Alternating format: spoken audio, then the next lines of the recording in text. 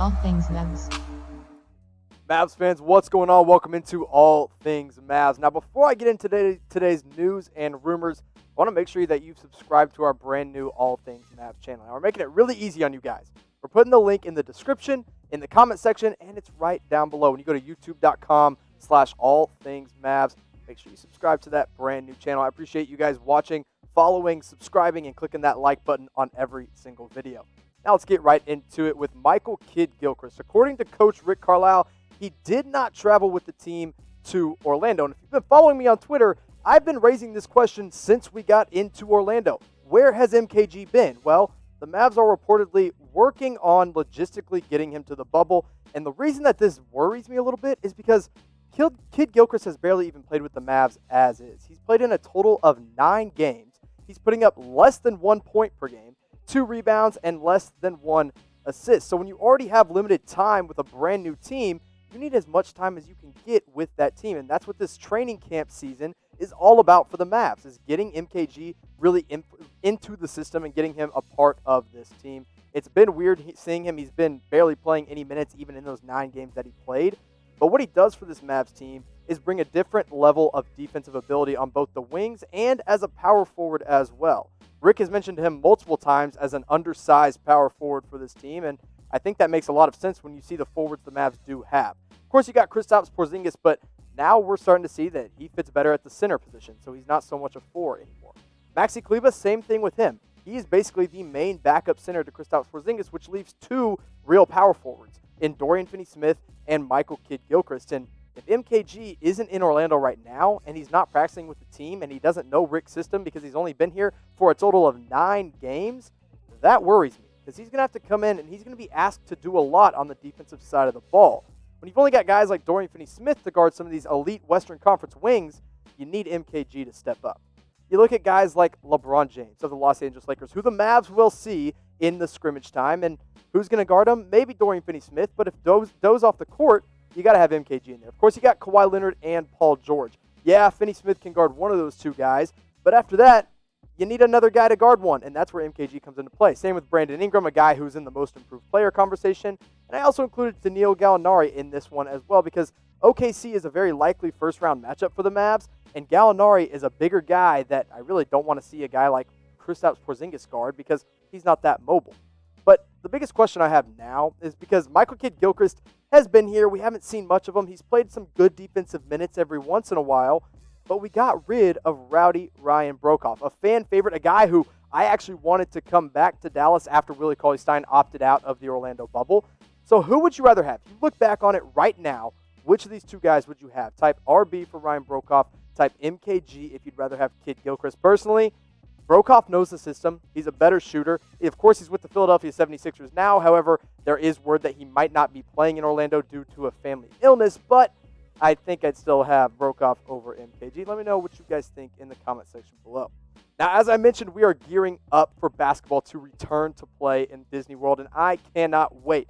And the best way to show that you're ready to play is to rep some new Mavs gear. So when you go to chatsports.com/MavsBack, you get these incredible Ball is Back shirts brought to you by Fanatics. Go check them out. You can get them at a great deal right now when you use that custom link, chatsports.com/MavsBack. I've got mine on order right now. It's on the way. I'll be repping it when the Mavs begin to play. Now let's move on to this one from Bleacher Report. Bleacher Report calls Joe Harris the Dallas Mavericks' perfect target this summer in free agency. Now, luckily for the Mavs, Harris is going to be an unrestricted free agent, which means he's not restricted and Brooklyn cannot match whatever he is offered. But the only way the Mavs are going to even have a chance at signing Joe Harris is if Tim Hardaway Jr. opts out, and the Mavs will have over $20 million in cap space to play with. Now, if they want to use that $20 million on Joe Harris, I completely understand. This year, he's averaged a little better than 13 points per game, 4 rebounds, 2 assists, and shooting over 41% from 3. That's what Joe Harris has always done since he has come into the league. Last year was the best three-point shooter in the entire league when you look at percentage-wise.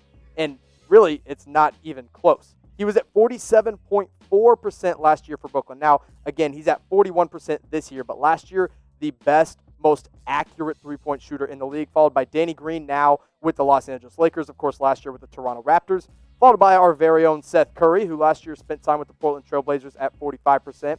His brother behind him at 43.7%, and then Danilo Gallinari was right there as well at 43.3%. Now, if Joe Harris is signed, this is what that lineup could look like next season. You got Luka Doncic and I would say Seth Curry probably in the backcourt together. Joe Harris is your new starting small forward with Kristaps Porzingis and Dorian Finney-Smith on the front line. Now, offensively, this team would be amazing. Of course, the Mavs already have the number one rated offense in the history of the NBA right now. Joe Harris would add a lot to that, but here's the deal. Joe Harris provides nothing on defense. In fact, he's a liability on the defensive end. Tim Hardaway Jr., on the other hand, can at least hold his own, and he's not some all-NBA defensive team kind of guy, but he can hold his own. He's a good defender. Joe Harris, on the other hand, gets blown by. And when you look at the numbers from an offensive standpoint, it's really pretty close. In fact, Tim Hardaway Jr., when you look at these numbers, has been better than Joe Harris in just about every single statistical category. Now, I like both of them a lot. Again, Joe Harris as a three-point shooter would be an incredible thing to add to this offense. But Tim Hardaway Jr. already shooting at 41% from three is pretty darn good. So I don't know if I would call Tim Hardaway Jr. the perfect target, or Joe Harris the perfect target for the Mavs this summer. In fact, I think I'd rather have Tim Hardaway Jr. on this team next year. Better defensively, can finish around the rim better. He's the same age as Joe Harris, and he's been just as good of a three-point shooter as Joe Harris has been this season. So I'm not 100% sure that Joe Harris is that perfect target, Bleacher Report. However, if the Mavs signed him, I don't think anyone would be upset.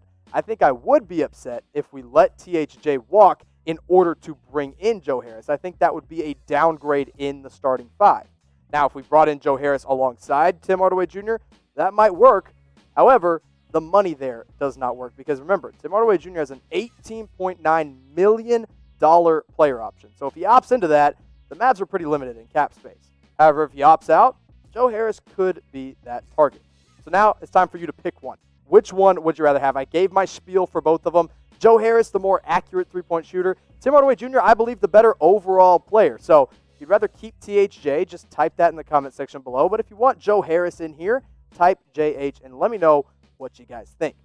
Now let's talk about another Dallas Maverick wing, Justin Jackson. Should we be expecting more from the former Sacramento King, now Dallas Maverick, when the season returns in Orlando? Now this year his minutes have been absolutely all over the place, and really he began this season as a potential starter. Now that wore off pretty quickly after he had a pretty bad showing in the first half of the year, but now Rick Carlisle is saying we're going to need him. We're going to need him to step up when we get to Orlando. Here's what Rick said exactly. He said, we're going to need Justin Jackson as a two-position player. His floater game is maybe the best one I've seen in 35 years around the game. And honestly, that's true. Justin Jackson's floater game is, you can't argue with it. It's incredible. It works almost every single time. However, outside of that floater game, Justin Jackson doesn't add a lot to this offense. He doesn't add a lot to the defensive end either. However, if you've been following me on Twitter, you know that I am on Justin Jackson Island. I have been for a long time. I wanted him to start. So I wouldn't be upset to see him get some more minutes. Now, if you're a follower of me on Twitter, I want you to be a subscriber of me on here on YouTube. Comment MFFL if you've already subscribed. Let us know in the comment section. It means the world to us when you do that. And when you comment MFFL, it lets me know, number one, you're a Mavs fan for life, and number two, that you have subscribed and you truly are an MFFL. Now let's talk more about Justin Jackson here, because last year, he was actually pretty darn good when he was with the Mavs. Now, these numbers are only from his time in Dallas, not including his time in Sacramento. In his time with Dallas, he was putting up 8 points per game, 2.4 rebounds, shooting better than 37% from three, and finishing 48% of his shots from the field. Now, you stack that up to this year, it's a downgrade in just about every single category. 5 points per game, worse than 29% from three, and a little better than 39% from the field. He's been inefficient, and now a lot of that's not on his shoulders, because when you get inconsistent minutes, you're going to get inconsistent play as well. But he gets those inconsistent minutes for a reason. Sometimes he's shown he's a liability on the defensive end. And you want him to play the power forward position because he's tall enough, but he's not strong enough for that. But now he's going to have to step it up. The Mavs need him to pick it up because Tim Hardaway Jr. and Dorian Finney-Smith are your absolute, by far, two best wings on this roster. But then you got Courtney Lee, who's not even going to play because he had a mysterious calf injury. And then you got MKG, who's only been with the Mavs for 9 games, and we just said this earlier, isn't even in the bubble yet. You need Justin Jackson to be there as a reliable second-string forward behind Dorian Finney-Smith and behind Tim Hardaway Jr. as well. So now the question is, do you guys, do the Mavs fans who watch every single day, do you believe in Justin Jackson? Type Y for yes, type N for no. Listen, I know I just ragged on him a little bit here, but I'm a believer. I think when he comes into Orlando, he's going to be able to step up his play to another level. If we even just get 2018, 2019 Justin Jackson, I would be happy with that. I don't want what we've gotten this year. I want what we got last year, and I think he's ready to prove that in Orlando. Now, once we get back to Orlando, you got to be repping those Mavs shirts. So again, that's chatsports.com/MavsBack. Go check it out with our friends over at Fanatics. Get yourself one of these awesome Ball is Back t-shirts. Mavs fans, thanks for watching, and I'll see you next time.